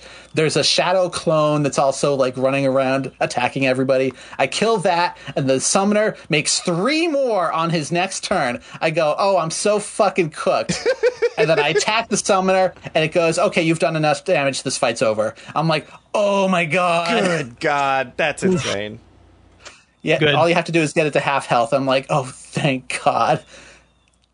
It was so funny because I was like, this game's been really easy for like the last 20 hours. Oh God, I'm losing hard here. Right after I was like, I broke the game by making magic free. Oops. It's like, oh, but you don't get that character in this fight. Shit. But so final boss was mechanically great. I was really rolling my eyes at some of the story reveals. I'm sorry. It did not connect with me emotionally. I went, oh, that's your answer, huh? To this mystery. So I'm not sure where I land on this one so far. Like, this is the 20th game I've played. If it's in the top half or the bottom half, we're not sure yet. And then I watched the trailers for the next one, Trails Beyond the Horizon. I went, oh, thank fucking God, this one looks better. That's good. That's good. That's something. Because I think what's really something. Yeah. Because the story in this one really felt like middle chapter of a trilogy, but not in like the dark middle chapter, but like we're making 3 games and we're just kind of treading water with this one. Oof. Yeah, that's the main thing that I've heard about Daybreak 2 is just like this game feels mostly like filler. I don't really feel much of consequence happened. Yeah, like that at all. Nothing like I've seen Seinfeld memes about this game, like nothing happens. Oh, wow. Yeah. That's funny. That was what really killed me with like Marvel stuff was back in the day. It was like I just started seeing the big event movies and it was like none of this mattered. Nothing happened. Yeah. I can very much say I feel like Cold Steel 4 was the end game for me. Yeah. And having to come back down from that. And on top of like where I felt like it should have been gaining momentum, the games have now been like, hey, we're just kind of not going to have a whole lot happen in this one, which is just like the wrong direction to do. Because like the main thing is that the Ouroboros storyline has just stopped for like the last 3 games. Oh my god, that's insane! So at least they're in the whole Grandmaster reveal. All of this is supposed to be big and mean something. Yeah. So having that just on deliberate pause. And I knew that going in. I knew people were saying, hey, don't expect like overall plot progression. Yeah. It still hurts when you read it and go, man, there really was no overall plot progression. That's crazy. Like, there's stuff you learn in Cold Steel 4 right at the end that's, like, mind-blowing, and they just haven't touched it yet since. I will say this game kind of advances the AI plot line from Reverie, which is maybe also one of my least favorite parts. It's not good. It's not good. It's just so funny. This is where John would be like, what is going on in Trails now? Where it's like, oh, by the way, the orbital network and the septium veins converged at one point to create a singular technological revolution. So now there's this hyper-advanced AI running around. John skipped the cutscene, and now we're here. That's like decades of future tech running. It's weird. Trails is kind of just gone off the rails in a way that under normal circumstances, I would appreciate, but like they had built something with those first 5 games, I think, where like you felt like they were telling stories that had some groundedness to them. They were thinking this out, like they felt like a plan, and then now it's just like, no, you're just slapping this together by the seat of your pants. This is all pretty bad. There's actually a moment right at the end of this one where like the 2 main characters look at each other and say like, yeah, we still haven't resolved that that mystery from the very, very beginning of Daybreak 1. We're still working on that one. Guys, I think I've got to pull the ripcord here. I think I can't. I think I just can't with this series anymore. It's really hard for me personally to recommend Daybreak 1 and 2, even though I will keep going. I know Tom and Iffy like these ones a lot more than I do. Daybreak 1 especially is such a time commitment. And it's just like, man, it's when I watched like 10 movies in the last week, it's just like, man, you can be doing so much more with like 100 hours than a single Trails game.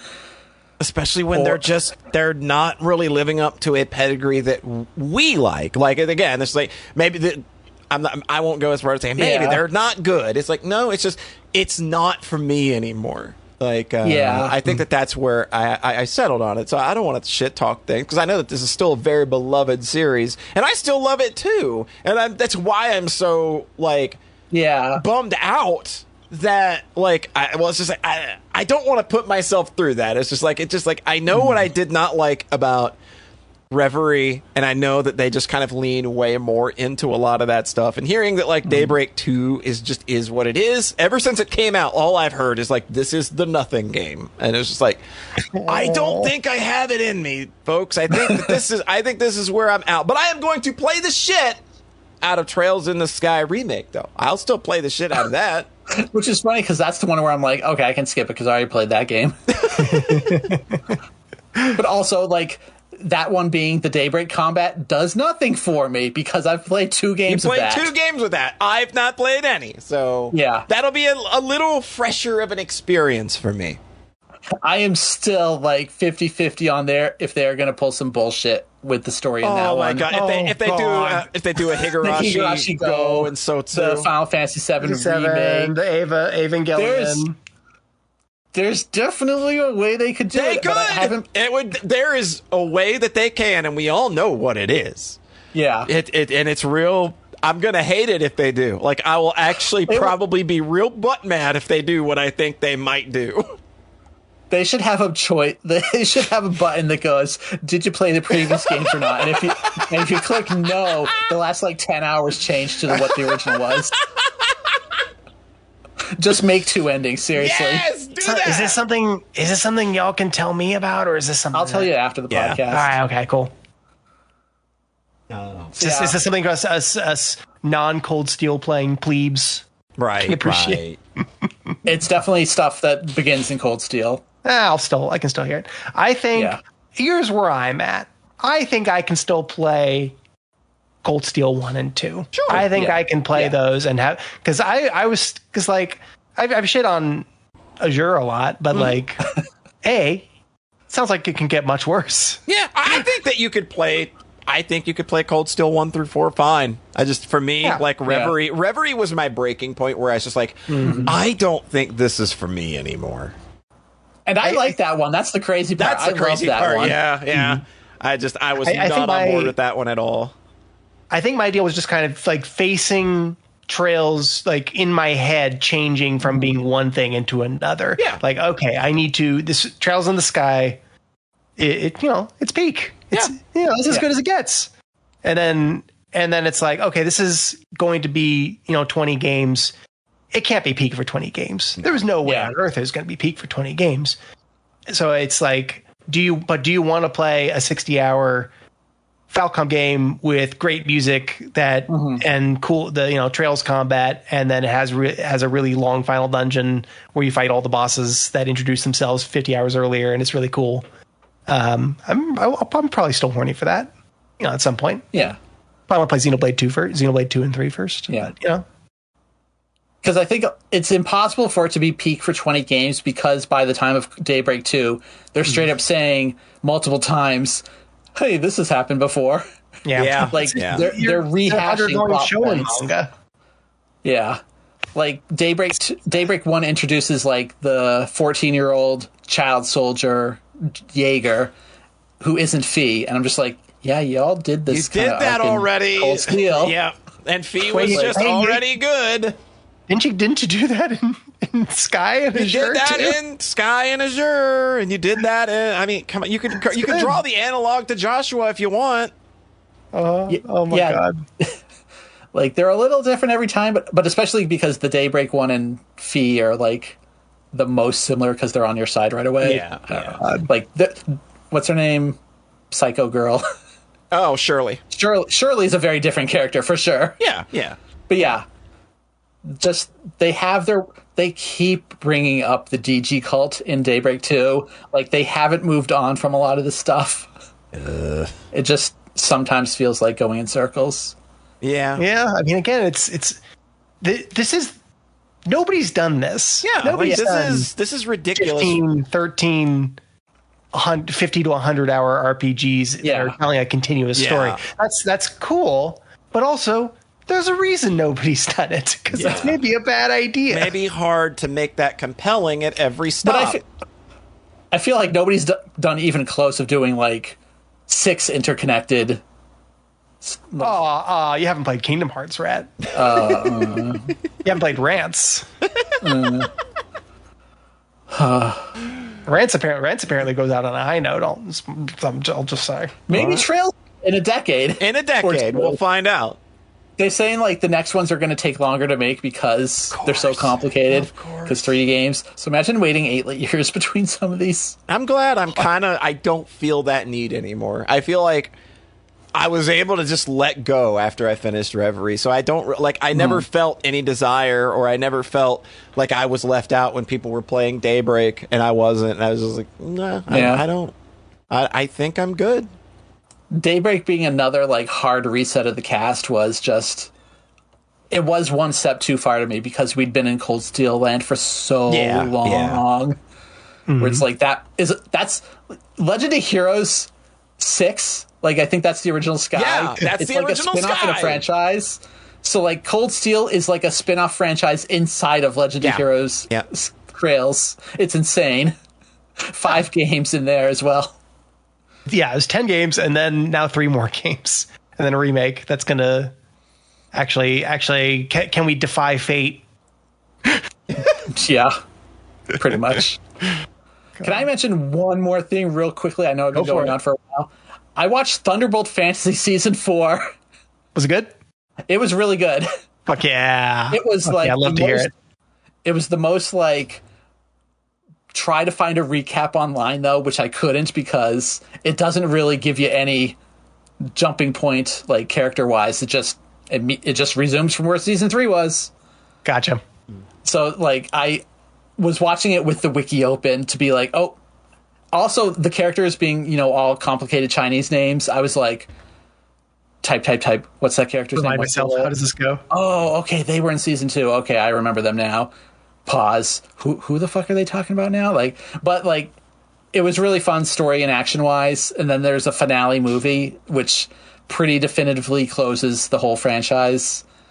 It is very sad seeing it have like 180 people completed it on Analyst. And it's on Crunchyroll. It's not an availability thing. Yeah, it's an interest thing.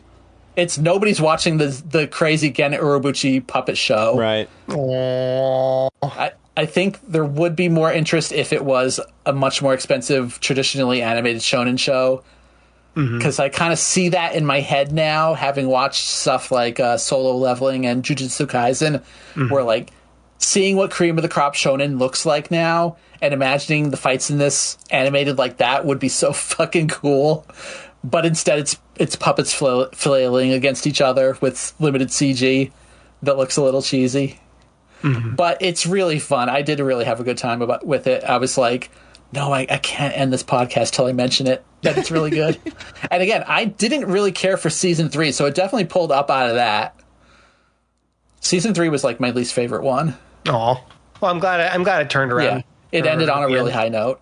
Good. I want to get back to that at some point because I really like that first season. Yeah, you like season 1 more than me, but then I was like, John, season 2's the best one. And even now I'm like, season 2's the best one. Okay, well, I want to watch it because Cecile hasn't watched season 1 yet. I'm excited. Okay, so you can watch season 1 again and then stop. You see, when I watch a show and then I finish it and there's no more show, it's very hard for me to go back to that show. I watched Attack on Titan in 2014. I watched all of it. And now there's a million Attack on Titans. Come on. So that was like the first 2 seasons then? It was the first season. It was the first one season. Oh, God. Yeah, there was a gap between season 2. Uh-huh. I do feel, I was thinking about that actually, that like my superpower is that I keep up on all these franchises. I'm getting back to Thunderbolt Fantasy. Impressive. I'm getting back to Trails. Caught up on Yakuza? I think I am. I think you're caught up. I played the pirate Yakuza one. And Xeno. I haven't played Xenoblade X. That's the one, like... you're still not caught up on Xeno, right? Tut. Maybe they should do a 60 frames per second patch on Switch too. They're going to do that and charge 10 people $10 for it. I know it. Oh, God. But yeah, Thunderbolt Fantasy is a very, very cool thing. It's done now. It's good. Just a trim 4 seasons and like 3 movies. Just a nice... Hey, it's smaller than... Is that smaller than Uma Musume? Oh God, it's really close. It's close. Yeah, it's like close. Exactly the same length, honestly. You can just have a marathon of Uma Musume, Sound Euphonium, and Thunderbolt Fantasy. Sound Euphonium was so good. Oh, I need to finish it. Yeah. One more season. Okay, I'm done. I think we're good. All right. Good podcast, y'all. That was a good one, everybody. We're going to wrap the... I do want to touch on one thing before we go. Sure. Recently, a new feller joined our community named Leo, and they informed us that they are listening to every episode of the Sockscast from the beginning. So you're doing a time capsule right now. So... When he finally gets to this episode 2.5, 3 years from now, let's all say hi to Leo from the future. Hi, Leo. Hi, Leo. I just thought that's such a crazy That's a thing. cute It's just joke. like just imagining going through everything we've done, like, because it's 10 years of podcast. It's like 170 shows. Sure, it doesn't sound like a lot in 10 years, but then you consider like those first 8 years were all 3+ hour shows as well. Yeah. So they were Occasionally bi-weekly. yeah, a lot. And then like there was that one whole year where we had guests every time. That was insane. But yeah, we're going to go ahead and get out of here. It's been a while, so we decided we're going to stick to your ear holes a little longer than usual. Sometimes things build up and you just got to get it all out. I mean, it was the end of Trails episode. Yeah, like this, it kind of needs it, you know? It's the official verdict. In memoriam. The in memoriam.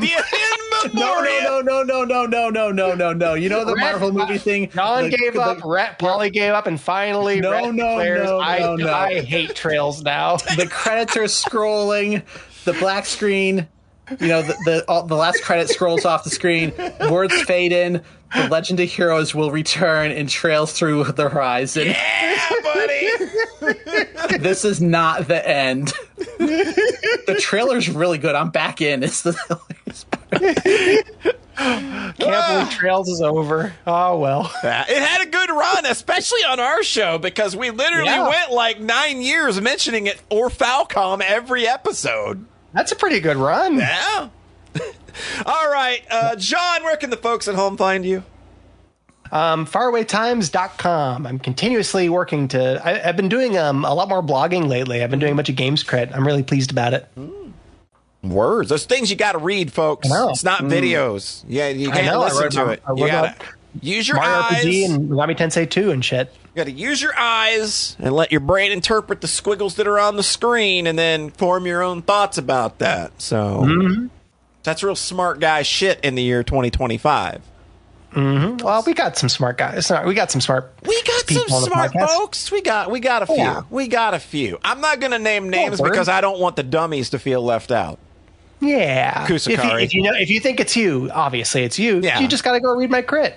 And then you'll know that you can read we can read words. Yes, you can read words. Good job. Don't leave them in TikTok form. Rhete. Okay. lock-on.hololivepro.com/tickets-en/ this is the link for Amane Kanata's first solo live lock-on streaming tickets now available. The #1 media event of the year for me. Oh, did you buy that? Did you buy a ticket? Did you go? I've watched it like 3 times so far. Oh, wow. Look at you go. Look at you go. Hey, Rhete. She's the best. I was... Sorry, go ahead. Domino meme of like Iffy mentioning idols like 10 years ago to like me fucking sobbing during the most idol song at the end of this concert. All right. Rhete. I heard that my Hollow Oshi Bibu is Gaga for Labubu. None of those words are in the Bible. And that's gonna do it, folks. Remember, we are the podcast that loves you. We're the only ones that love you.